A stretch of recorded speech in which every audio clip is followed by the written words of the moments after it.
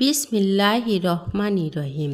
বিশ্ব আধ্যাত্মিক জ্ঞান সঞ্চার দরবার শরীফের প্রতিষ্ঠাতা আমার মুর্শিদ কেবলা গাউসুল আজম শামীম আলী চিশতির দরবার হইতে আমি কুলসুম চিশতি আপনাদের সকলকে জানাই আন্তরিক শুভেচ্ছা ও অভিনন্দন। আমার মুর্শিদ কেবলা গাউসুল আজম শামীম আলী চিশতির লেখা গ্রন্থ থেকে কিছু তত্ত্বকথা আলোচনা করিব।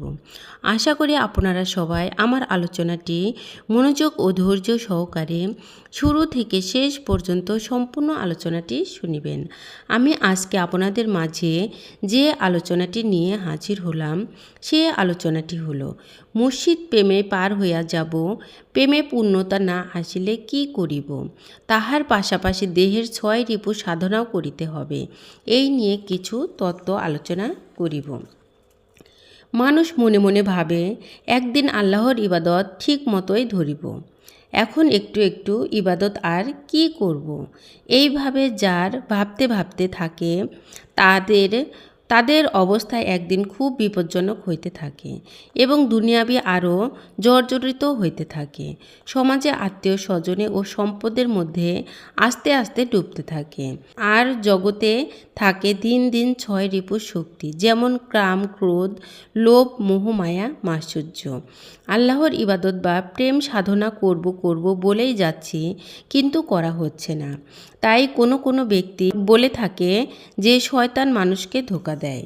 আমি বলবো, শয়তান আমি কাকে বলতেছি?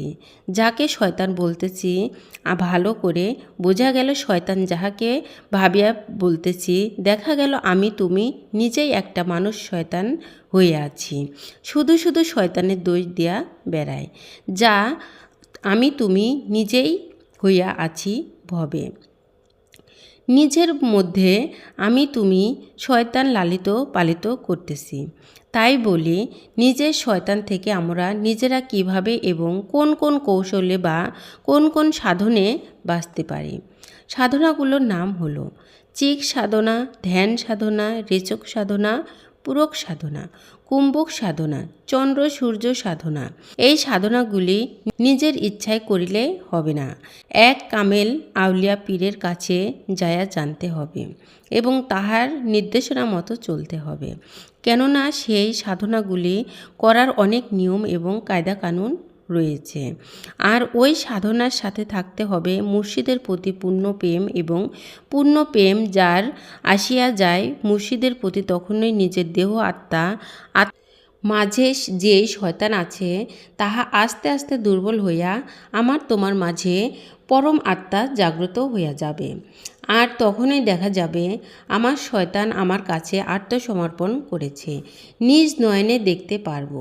এই সব তত্ত্ব কথা জানার আগে ছিলাম বেহেশত দোজখের আশায়, আর এই সব তত্ত্ব জানার পরে দেখি জ্ঞান থেকে আসছে বেহেশত দোজখ আমার দরকার নাই। সর্বসময় মাওলার সাথে হুব্বে দিদার চাই এবং এই পৃথিবী থেকে চিরমুক্তি চাই, মহান স্রষ্টার সাথে মিশিয়া যাইতে চাই। তাহলে আমরা 6 রিপুকে বশে আনার জন্য সাধনা করিব ইনশাল্লাহ। আমরা দুনিয়াবি লোভ লালসা হইতে বাঁচিয়া যাইব, আর তখনই আমার আল্লাহ পর্যন্ত পৌঁছায়া যাব। আমি যে আলোচনাটি আপনাদের মাঝে করেছি, এই আলোচনাটি আপনাদের কাছে কতটুকু ভালো লেগেছে? যদি ভালো লেগে থাকে তাহলে আমাদের এই চ্যানেলটি সাবস্ক্রাইব করে দিবেন। সামনে আরও ভালো ভালো আলোচনাগুলো পেয়ে যাবেন, এবং সামনে আপনারা কী ধরনের আলোচনা চান আমাদেরকে কমেন্টে জানাবেন। আমরা চেষ্টা করিব আপনাদের পছন্দ মতো আলোচনা নিয়ে আসতে। আমার এই আলোচনাটি করতে যাইয়া কথা ভাষার ছন্দে কোনো ভুল হইয়া থাকে তাহলে আমাকে ক্ষমা ও সুন্দর দৃষ্টিতে দেখিবেন। সকলে আমার জন্য দোয়া করিবেন, আমি যেন আপনাদের সামনে ভালো ভালো আলোচনাগুলো নিয়ে আসতে পারি এবং শোনাইতে পারি। সর্বশেষে সকলের চরণে হাত রেখে একটি কথা বলতে চাই, আল্লাহ গোপনেরও গোপন।